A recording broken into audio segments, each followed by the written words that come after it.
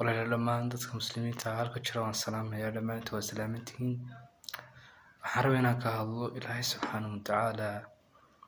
waxa Ilaahay qofka muslimka markay mashaakil ku dhacaan ama dhibaatooyin soo xaliyo Ilaahay subhanahu wa ta'ala diintiisa nagu baray marka ilaa laba qodob oo ugu muhiimsan qofka mushkilad markuu ku dhacdo oo la yimaado inuu la yimaado sheegi doona insha Allah ta'ala تكوباد وحاجة ولا عليها استرجاع قبل مشكلة كل هذا إنه إنا لله وإنا إليه راجعون إلهي حق سان كنبي إلهي حق سان القرن وعلاج الكوباد اللي وحى لي مشكلة قف كمر كل هذا كلمة قف كلها وحنفتي سجلسة حسيلوني دجران بإلهي سبحانه وتعالى كسر الجنين نبي صلى الله عليه وسلم حديث ومصلى ودرس حلال هاي قف كيدا ما قف مسلم مصيبة كبر على ما مصيبة اللهم أجرني خلفا اللهم أجر في مصيبتي وأخلفه خيرا منها إلا خلف الله خيرا منها قف كي مصيبة كبر على المسلمين كلمة يراهده النبي صلى الله عليه وسلم كسر ورتي إلهي سبحانه وتعالى وحكي خرب من يبدل إلهي سبحانه وتعالى وحكي بدل waxa musiibadii wax ka wanaagsan waxa kala walaalayaal la rabaa inaan tusaale ku qaadano muslima marka soo jeediyay ka shahiiday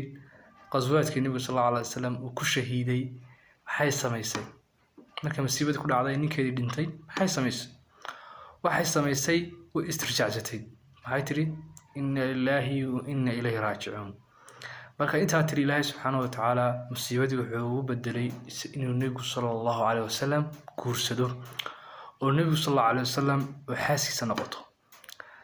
tusaalaha labaad deena waxyaalaha mashaakilka qofka bilaadanka ku dhaca lagu xaliyo waxa kamida taani wa cadam alajlah qofku inuu go'aan degdeg gaadhin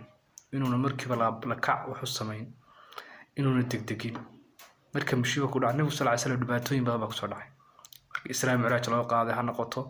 ee gaalidii ay rumayn waayeen asxaabtii Makka iyo Madiina lagu dhibiyay ha haato waxyaalahaas oo dhan qofka marka musiibo ku dhacdo waxa la rabaa inuu la yimaado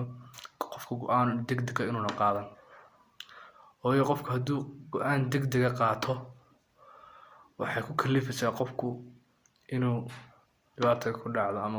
dhibaato tii ka weyn ku dhacdo sidaas oo kale nabiga sallallahu alayhi wasallam qofku markuu caareysan yahay waxyaalo badan ayuu qaribi karaa oo nabiga sallallahu alayhi wasallam mushrik la dardaarmay uu kuri la taqtab ha caroon qofka muslimka waxay ku haytaa dhibaatooyin fara badan marka barnaamijka insha Allah hore baan soo galiyay channel-kayga insha Allah subscribe kana hayga laawina barnaamijyo badan oo soo wada video aan ku soo duubi doono insha Allah ta'ala